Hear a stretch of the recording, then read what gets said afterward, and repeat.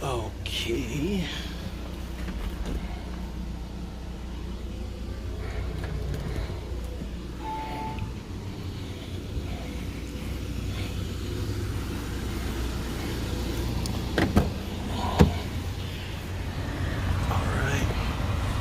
How you doing, ladies and gentlemen?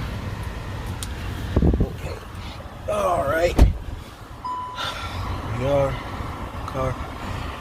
Just kind of getting ready. Got some errands. And we don't want to do that. So I want to talk to you guys a little bit about it's a sad day. Today I got rid of my motorcycle. For those of you who don't know, so for those of you who don't know, I had a Gixxer 1000, 3-year-old bike, practically brand new. I put about 1,500 miles on it, maybe a little bit shy of that. Sorry about the windows, guys. And today I decided to get rid of it. Well, actually, a couple days ago. Biggest reason being because I really don't ride anymore. So again, my channel is fairly new, so you guys don't really know my life story. But I currently live in South Carolina, and prior to moving here, I used to live in Connecticut. In Connecticut is where I actually started riding, and my first bike was a Yamaha R6 2010. Love that bike. And I used to ride with friends, and in fact one of my boys motivated me to actually go ahead and buy the bike. He indirectly motivated me. He didn't know I was going to do it, but just by him, you know, coming in, riding and everything like that to work. And I always wanted a bike. I ended up eventually getting the bike, and this was back in 2015. So fast forward, you know, there was some changes in my job that resulted in me relocating from Connecticut to South Carolina. So I ended up bringing the bike with me, and after that, shit, I was supposed to make a turn here. Got distracted. After that, I went ahead and lost my train of thought. Sorry, guys. So yeah, I went ahead and brought my bike with me. Then, you know, loved the bike. But one big thing that took a hit was just me riding with my friends back from Connecticut. Just to kind of spark things up a little bit, I figured that maybe what I need is a faster bike, right? So I ended up getting a trading in my R6 for the Gixxer 1000. Now a lot of people are like, oh man, why you did that? You know, you got rid of your R6, you know, R6, you know, it is what it is. I love all bikes the same way that I love cars, you know, like although I have a Mustang, I also do enjoy a Hellcat, you know, a Scat Pack. I love cars and toys in general, whether it's a jet ski, a bike, a freaking helicopter, it does not matter. If it has an engine and it's fast, you can count me in. So I traded in the R6 for the Gixxer 1000. I loved it. You know, immediately got a slip-on exhaust. It was sounding really nice. After that, I noticed I was taking a slow, of course, you know, just during the braking period.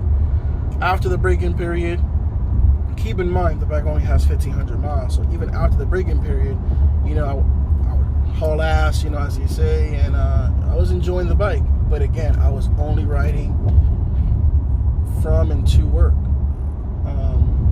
or to and from work, and that's it. Never really took it out. I got into some Facebook groups, you know, just trying to find people, but I'm not like that, you know. I'm a person that I have a small circle. I make friends very organically. I don't push it. It doesn't even like where I search for friends. I don't really do that. Typically, I make friends like through work or through school or something like that. That's usually how, again, I make my friends organically. make friends. And because of that, one thing that I always fear is, you know, you go in groups and these group chats or whatever, these Facebook groups to meet people, and there's plenty of them, but the chance that you always take is that you don't know how people are going to ride. You can only hope that they have etiquette, and even then, right, there's always going to be a few crazy people in the group. So because of that, I was always reluctant to do that. Now, of course, I get it. You know, you got to take chances, you know, to meet people and all that good stuff. But again, between work, life, you know, it was just too much. So I decided that because of my lack of riding, right? And now I have the Mustang, and I tend to baby that a little bit more than anything else. I figured, you know what? And again, keep in mind, guys, the Mustang is a 6-speed, so I get my little dosage of excitement there, and it's not my daily driver, right? I hate to say it is kind of my garage queen, as they say, but nonetheless, you know, I'm like that, right? I tend to baby my toys. I don't tend to go too crazy or anything like that. So it is what it is. Of course, you know, hopefully I'll be more motivated to take out the car a little bit more so I can show you guys. As you guys can see right now, I'm not driving anywhere because I'm just running some errands. I'm going to have some rough patches and stuff like that. So I don't really like to, you know, when I'm running errands, to really take out the car like that. So right now I'm in the Volkswagen. We just got this me and my wife just got this Volkswagen about 3 weeks ago. Got a good deal on it. We also got the 0% interest. So again, I know these are some crazy times right now with the whole pandemic and everything like that, but it's also some good opportunities to get some good deals out there. If you guys are thinking about shopping around, if you're thinking about it, this is really the time to go ahead and get a car, because dealerships they want your money, they want your business. Do it now, and just make sure that you don't get impatient. Get yourself a good deal.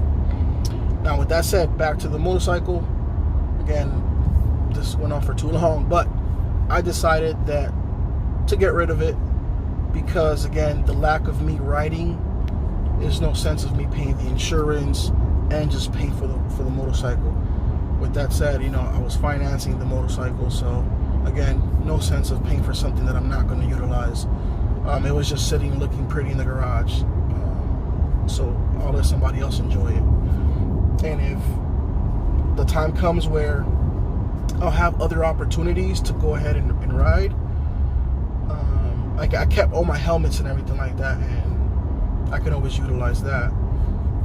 So yeah, if ever an opportunity comes by, or somebody sells me their bike, or I find a great deal where I just can't pass, you know, later down the road, I'll definitely go for it, man. I don't really, I don't think about, you know, I'm not, you know, so some people, they're kind of like afraid to buy things, or, you know, they have to think about it a lot.